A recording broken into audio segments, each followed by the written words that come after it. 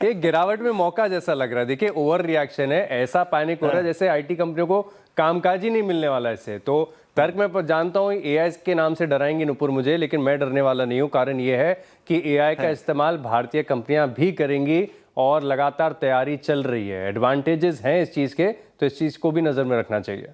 आशीष, market में डर IT से कमजोरी से नहीं लगता, लाल रंग से लगता है। और जो लाल रंग आज हम स्क्रीन पर देख रहे हैं आईटी स्टॉक्स को लेकर, उसी से आज पैनिक बना हुआ है। और डर एआई का नहीं है, डर वो लाल रंग का है जिसकी वजह से आज कमजोरी बनी हुई है।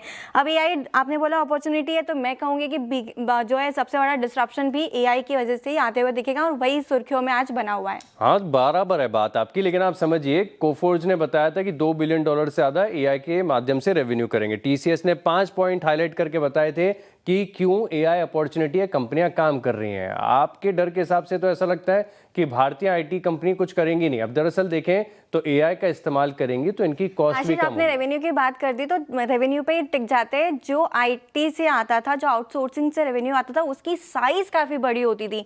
उनकी डील की जो पाइपलाइन होती थी वो काफी स्ट्रांग हुआ करती थी। लेकिन एआई के जो कॉन्ट्रैक्ट्स होंगे, एआई के जो माध्यम से जो इनकम आएगी, उसकी रेवेन्यू कम होगी। और आज ही सिटी की रिपोर्ट आई है, आप डील विंस देखिए, Q3 के डील विंस क्या जबरदस्त देखने को मिले। डील की जो विंस होती है ना, वो अगर रेवेन्यू में कन्वर्ट ही नहीं होगी तो कहां से रेवेन्यू आएगी और कहां से Q3 के नंबर्स बहुत शानदार देखने को मिले थे। और एंथ्रोपिक के नाम से आप डराएंगे, मैं पूरी तरीके से इससे तैयार था। लेकिन आप समझिए कि एआई का इस्तेमाल करेंगे तो हेडकाउंट इनके भी कम होंगे, ऑपरेटिंग एफिशिएंसी यहाँ पर बढ़ेगी। और ये प्लगइन्स हैं, टूल्स हैं, आईटी कंपनीज इस्तेमाल कर सकते हैं, ऐसी कंपनीज को खरीद सकते हैं। जब नैरेटिव चेंज होता है ना, तो जो हायर ग्रोथ वाली कंपनीज होती है ना, वहां पर भी नैरेटिव सिक्लिकल का बनता है पहले, और उसके बाद हम जो सेक्टर की धीमी ग्रोथ है ना उस पर आ जाते हैं। और नैरेटिव चेंज करना काफी मुश्किल होता है। एआई के नाम से डराओ या एआई के डिस्रप्शन से डरो या लाल रंग से डरो, नैरेटिव चेंज हो रहा है। और बड़े लोगों, जो बड़े इंडस्ट्री एक्सपर्ट्स हैं, उनका भी यही कहना है कि जो डबल डिजिट की ग्रोथ आया करती थी वो शायद अब नहीं आई। चलिए देखना होगा, लेकिन Q3 के नंबर्स तो बहुत रेजिलिएंट थे और आईटी कंपनीज खासतौर पर भारत में अब एआई को भुनाने के लिए पूरी तरीके से तैयार नजर आ रही हैं। लेकिन नैरेटिव्स को चेंज करना मुश्किल है आशीष।